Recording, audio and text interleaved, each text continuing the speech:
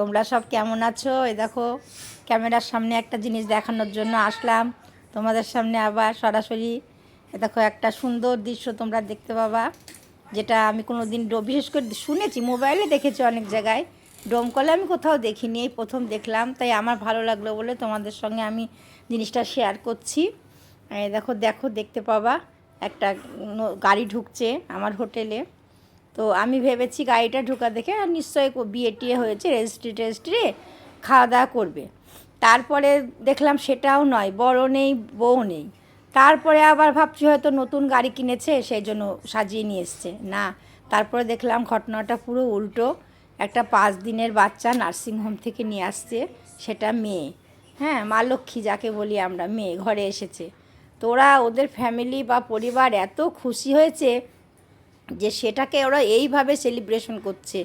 আর nursing home থেকে গাড়ি সাজিয়ে বেলুন দিয়ে, যেখানে কিছু মানুষ এখনও মেয়ে সন্তান হলে পরে ভেতর ভেতর কষ্ট পায়, কিন্তু মানুষ, তার মধ্যেও কিছু মানুষ আছে এত খুশি, বা মেয়ে সন্তানকে অস্বীকার করতেও মানুষের বাচ্চা না, এমনও পৃথিবীতে মানুষ আছে, এমন বাবা আছে, এমন বাবার ফ্যামিলি আছে। তো যাই হোক, এত সুন্দর ঘটনা আমিও দেখলাম, তোমরাও দেখো, খুব ভালো লাগলো। বা ওদের মানসিকতাটাও যে এরকম হতে পারে, এত ভালো, সেটা ভাবা যায় না। যাক, এই পরিবারে মেয়েটা খুব মানে লাকি যে এরকম পরিবারে জন্ম নিয়েছে, বা পরিবারের লোকও খুব লাকি যে তাকে সন্তান রূপে পেয়েছে। আমার খুব ভালো লাগলো। এরকম দৃশ্য যেন বারবার চোখে পড়ে, প্রতিটা ঘরে ঘরে জানি এরকম মানুষের মানসিকতা জাগে। যে কারণ মেয়েটা যে পরবর্তীকালে মেয়েটার কি আছে, মেয়েটা যার মানে বিধিলিপিতে কী লিখেছে কেউ জানে না, কিন্তু এই যে দিনটা খুব সুন্দর দিন। দেখো চলে গেল ওরা, আমি চলে এলাম হোটেলে রান্না করতে। রান্না আমার পুরো কমপ্লিট, শুধু এখন বাড়ির জন্য একটু কিছু করছে, আর হোটেলে একটা এক্সট্রা সেই সবজিটা যদি কেউ না খায় তাই একটু লাউ রান্না করছি, ছোলার ডাল দিয়ে রান্না করব লাউটা। তারপরে রান্না করতে করতেও মনে মনে ওই দৃশ্যটাই আমার শুধু ভাসছে আর ভালো লাগছে, ওদের কথাটাই মনে পড়ছে। আর এই কী আর রান্নার কথা আর কী বলবো, অনেক রকমের রান্না হয়, সব কিছু তো বলতে পারছি না, প্রতিদিনই তো দেখাই। শুধু আমার হোটেলে বাকি আছে ইলিশটা, কিন্তু ইলিশের মরশুম না আসলে আমি ইলিশ করি না, কারণ এখন প্রচুর ইলিশের দাম। একটা ইলিশ 2000 টাকার নিচে কেনা হয় না, সেটাকে আমি 300 টাকার নিচে বেচতে পারবো না, 300 350। কে খাবে, কজনা খাবে?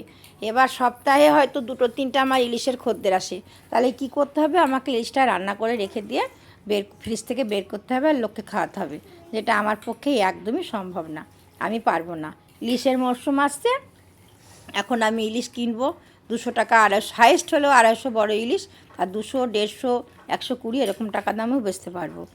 এই জন্য আমি ইলিশটা করি না, কিন্তু করি না বলা ভুল। আমার যখন অর্ডার পড়ে, কেউ আমাকে বলে 10 পিস, 12 পিস বা 11 পিস ইলিশ লাগবে, তখন আমি বড় ইলিশ নিয়েছে করি। আর এই দেখো কুচো চিংড়ি দেখতে পাচ্ছ, তোমার কাকু নিয়ে এসছে।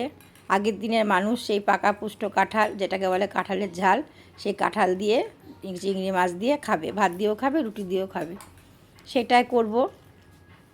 তোমাদের যদি কারো খেতে মনে যায় ফোন করে বলো, পাঠিয়ে দিব। হ্যাঁ, আর কি বলবো বলো তোমাদেরকে। রাখছি, রাধে রাধে, শুভ দুপুর, তোমরা ভালো থেকো।